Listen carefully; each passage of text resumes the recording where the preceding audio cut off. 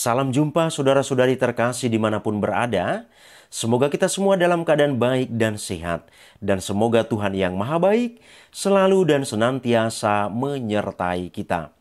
Saudara-saudari, pada sesi ini saya mau bicara tentang maksud lubang jarum dalam kitab suci. Saudara-saudari, kisah mengenai seekor unta masuk ke dalam lubang jarum bisa kita temukan dalam Injil Markus bab 10 ayat 17 sampai dengan ayat 30 tentang orang kaya sukar masuk ke dalam kerajaan Allah. Perikop ini menceritakan tentang seorang anak muda yang kaya mendatangi Yesus dan bertanya, apa yang harus diperbuat untuk memperoleh hidup yang kekal? Jawaban Yesus agar anak muda tersebut mengikuti perintah Allah. Artinya perintah-perintah yang tertulis dalam 10 perintah Allah. Yang kemudian dijawab oleh anak muda tersebut bahwa dia telah mengikutinya. Kemudian Yesus berkata, hanya satu lagi kekuranganmu. Pergilah, jualah apa yang kau miliki dan berikanlah itu kepada orang-orang miskin. Maka engkau akan beroleh harta di surga. Kemudian datanglah kemari dan ikutlah aku. Injil Markus bab 10 ayat 21. Mendengar jawaban Yesus ini, anak muda tersebut kecewa karena ia masih sayang akan hartanya. Dan kemudian ia pergi meninggalkan Yesus. Saudara-saudari, atas sikap anak muda tersebut, Yesus memberikan perumpamaan seperti pada Injil Markus bab 10 ayat 25 di atas kepada murid-muridnya. Banyak perumpamaan yang diucapkan oleh Yesus, namun kita belum tentu memahami sepenuhnya akan makna dari perumpamaan-perumpamaan tersebut. Bahkan dalam kisah tersebut, para murid utama Yesus pun belum dapat mengerti.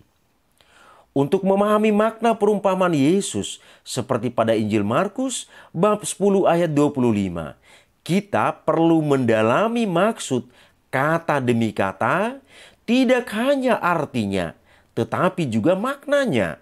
Sehingga apa yang dipesankan oleh Yesus dalam perumpamaan tersebut benar-benar kita pahami dan kita mengerti. Pertanyaan kita saudara-saudari, apa benar seekor unta dapat masuk ke dalam lubang jarum? Sebab lebih mudah seekor unta masuk melalui lubang jarum daripada seorang kaya masuk ke dalam kerajaan Allah. Jawabannya adalah saudara-saudari, tentu saja bisa. Kenapa? Sebab pada zaman Tuhan Yesus, sekitar tahun 30 Masehi, di kota Yerusalem terdapat pintu darurat, model lorong memanjang, dan bagian atasnya melengkung seperti lubang jarum. Biasanya, bila mana pintu utama atau pintu gerbang utama ditutup pada sore hari, maka pintu darurat model lubang jarum ini akan digunakan sebagai pintu keluar masuk kota Yerusalem.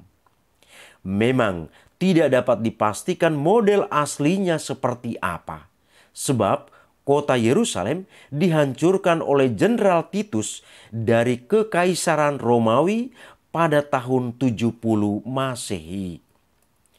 Pintu darurat model lubang jarum ini dijaga oleh 2 orang pengawal.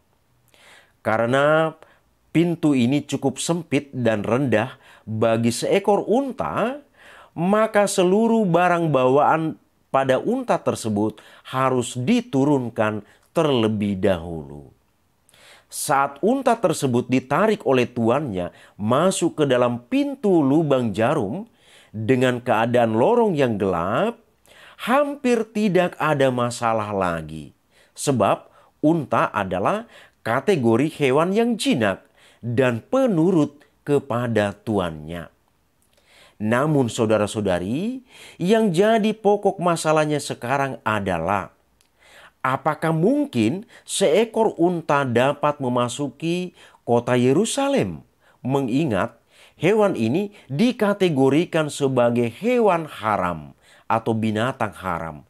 Ini kita temukan dalam kitab Imamat bab 11 ayat 4. Selanjutnya saudara-saudari, apa benar orang kaya tidak dapat masuk kerajaan Allah? Pernyataan Tuhan Yesus sebenarnya terlihat paradoks dan di luar dugaan karena bertentangan dengan apa yang diimani oleh orang Yahudi pada saat itu. Dalam pemahaman orang Yahudi, orang kaya itu masuk surga sebab dengan kekayaan yang dimilikinya membuktikan bahwa hidupnya diperkenankan oleh Allah.